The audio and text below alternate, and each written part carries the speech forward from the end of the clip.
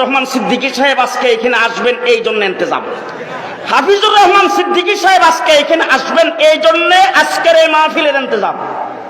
এখন আমি জিজ্ঞেস করতে চাই, এই হাফিজুর রহমান সিদ্দিকী সাহেব আগে আসছে না এই খুঁড়ি বসাইছেন আগে? লাইট মনে হয় সিদ্দিকী সাহেব আসার পরে,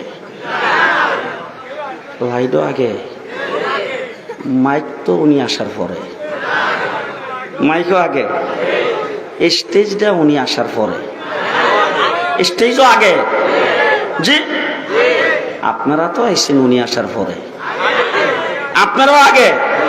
খুব ভালো করে মনে রেখেন, হাফিজুর রহমান সিদ্দিকী সাহেব আজকের মাহফিলের মকসুদ, আজকের মাহফিলের উদ্দেশ্য, তিনি আসছেন পরে, মাইক লাগাইছেন আগে, তিনি আসছেন পরে, লাইট লাগাইছেন আগে, তিনি আসছেন পরে, স্টেজ বানাইছেন আগে।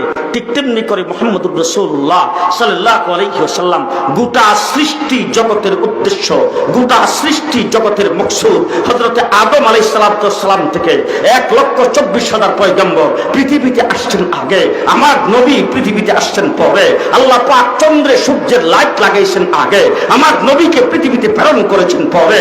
আল্লাহ তাবারক ওয়া তাআলা তামাম আসবাবপত্রের ইন্তজাম করেছেন আগে, রাসূল পৃথিবীতে আসছেন পরে।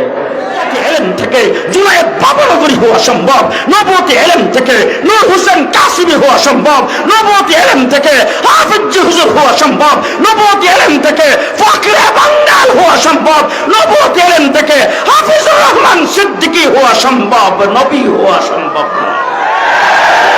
আজকে সুইডেনে কোরআন শরীফকে আগুন দিয়ে জ্বালিয়েছেন, আজকে সুইডেনে কোরআন শরীফ দিয়ে ফুটবল খেলেছেন। এটা সুইডেনের আভ্যন্তরীণ বিষয় নয়, এটা ব্যক্তি স্বাধীনতার বিষয় নয়, এটা মত প্রকাশের স্বাধীনতার বিষয় নয়, এটা মুসলিম উম্মাহর অন্তরে আগুন জ্বালাইবার বিষয়। ঠিক কিনা? ঠিক কিনা? কোন ব্যক্তি যদি ইমানদার হয়, প্রত্যেক ইমানদার পরিষ্কার ভাষায় বলতে চাই, কেউ রাগ করলে খুব ভালো করে রাগ করেন, কোনো আপত্তি নাই, পরিষ্কার ভাষায় বলতে চাই।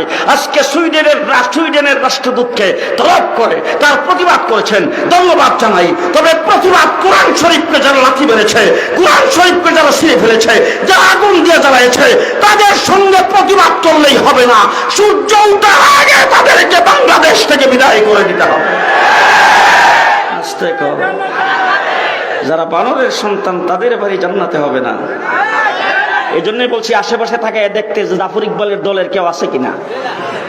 যারা বানরের সন্তান তাদের বাড়ি জান্নাতে জীবন হবে না।